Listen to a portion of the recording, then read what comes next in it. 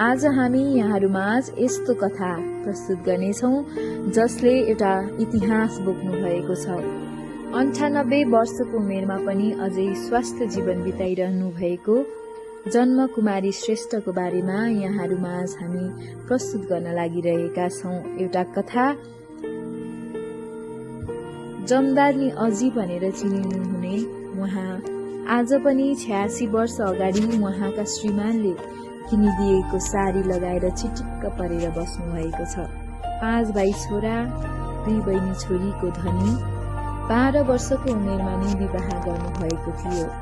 थुप्रै नाति नातिना पनाति पनातिनीका धनी उहाँसँग उहाँका जीवन कहानीहरूको बारेमा आज हामी भलाकुसारी प्रस्तुत गर्नेछौँ। तपाईँको अब उतिखेर आफ्नो साथी त भनेको आफ्नै हुन्छ नि त, अनि जस्तै होस् न आफ्नो साथी आफ्नो दौतेरी भनेको त नि साह्रै राम्रो साह्रै राम्रो। अब वस्तु अब हेर्दाखेरि त पनि साथी भयो होइन, ती साथीहरूको नै माया। अब नास्ला बोकेर जान्थ्यौँ वस्तुहरूलाई, यसो उतिखेर मकै भुटेर बोक्थ्यौँ हो, अनि ती साथीले नदी रुच्दैन थियो। यस्तो गर उस्तो गर भन्ने त हुन्थ्यो नि जस्तो लाग्छ। यस्तो गरिनस्, किन यस्तो गरिस्, नराम्रो कुरो गरिस् कि भनेर भनिदिनु भयो नि हुन्थ्यो जस्तो लाग्छ। तर मैले गरेको एकदम सबै कुरो सरदार। अहिले झन् साह्रो हेर्नुहोस् न, झन् एक्लै पो।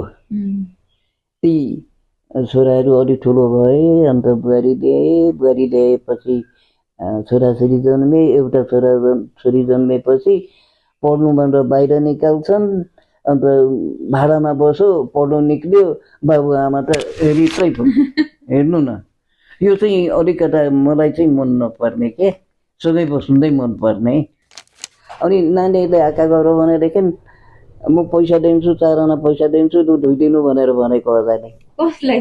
अर्का मान्छेलाई। चौलो नै त्यस्तो पनि कान्छा छोराको कान्छी छोरीको माया भन्ने एउटा कुरा हुन्छ नि त, त्यो चाहिँ कुरा मात्रै हो। माया भनेको सबैमा लाग्छ, तर कान्छा छोरासँगै बस्ने उठ्यो होइन। पहिली तपाईँ छोरी हुनुभयो, म आमा भएँ होइन। तपाईँले छुएको घर मैले खाइनँ। उल्का होइन, किन त्यो घरमा अन्त दुःख पाउँछ। त्यहाँ त नबसे हुन्थ्यो। हेर्नुहोस् न, यता दैला फिर्केको ठिक्क पो भन्ने त हौ, ठिक्क। अनि त्यो भुइँ हेरिराखेको छ, धुलो उडिराखेको छ, चरक चर्कियो। अनि म त त्यहाँबाट त बल्डेङ 4-5 बल्डेङ लडेँ। त्यहाँदेखि खरको बुट्टा थियो,